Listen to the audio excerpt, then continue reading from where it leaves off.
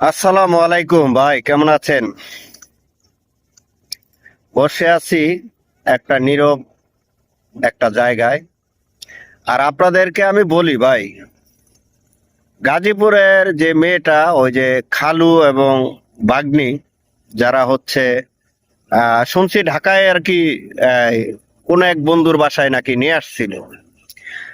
এখন আপনারা তো খালুরে ঠিকই জেলে হান্দায় থুয়ে দিছেন, তাই না? মেয়েটারও বাইরে রাখছেন, মেয়েটার তো অবশ্যই দোষ আছে। আপনারা কি মনে করে মেয়েটারে বাইরে রাখছেন বা শাস্তি দিচ্ছেন না, সেটা আপনাদের ব্যক্তিগত ব্যাপার। আর আমার কথা হচ্ছে যে খালু ঢাকায় ঢাকায় আনছে তার এক বন্ধুর বাসায়, তার তার কিন্তু এক বন্ধুর বাসায় নিয়ে আসছিল মেয়ের মুখের কথা। এখন খালুরে তো ধরছেন, খালুর বন্ধুরে ধরবো কে? অবশ্যই সে খালুর বন্ধুর সাথে, খালুর যে বন্ধু আছে তার সাথে পরামর্শ করে বুদ্ধি করে তারপরে সে তার ফ্ল্যাটে বা তার বাসায় উঠছে, উঠছে না? তাহলে অবশ্যই অবশ্যই তাকেও গ্রেপ্তার করতে হবে। এই আইনে অবশ্যই তাকে গ্রেপ্তার করতে হবে।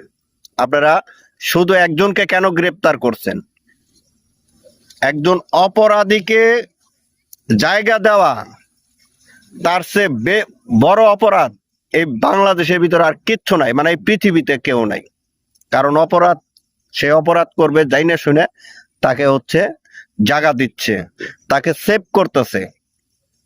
সে যে অপরাধ করছে তার চেয়ে বেশি অপরাধী যে ওদেরকে জায়গা দিছে। কারণ আমি হচ্ছে যদি কোথাও যাই, মানে আমি দূরে কোথাও যদি যাই, আমি অবশ্যই একটা প্ল্যান করবো না মাথায়। আমার দূরে যে বন্ধু বান্ধব আছে তাদেরকে আমি জিনিসটা খুলে বলবো না যে আমি আসতেছি, এমন এমন বিস্তারিত সব কিছু, মানে আমার সমস্যাও কিন্তু আমি বলে দিছি ওরে যে আমি এই প্রবলেমে পড়ছি, এলাকায় থাকতে পারতাছি না, বা যে কোনো একটা অকারেন্স ঘটাইছি। ঠিক আছে, এখন আমার তোর হেল্প করতে হইব। এখন আমারে কি সে যদি ওইখানে আমারে সাই দেয় আর কি থাকার জন্য, তাহলে আমারে কি বসায় রাখবে?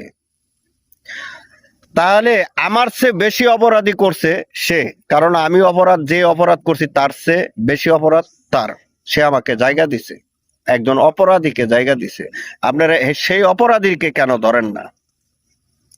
আমার প্রশ্ন হচ্ছে এটা, এটা নিয়ে যে সবাই যে 5-7 দিন ধরে এই যে গাড়াগাড়ি করতেছেন, ভিডিও বানাইতেছেন, এই চ্যানেলে দেখি, ওই চ্যানেলে দেখি, ওই পেজে দেখি, এই পেজে দেখি, একবারও তো বললেন না যে ঢাকায় 4 দিন যে মেয়েটাকে রাখছে যার বাসায়, তার খোঁজ খবরটা একটু নেই? তার খোঁজ খবরটা একটু রাখলেন না? সে তো নাক ডাইক্কা ঘুমাইতেছে।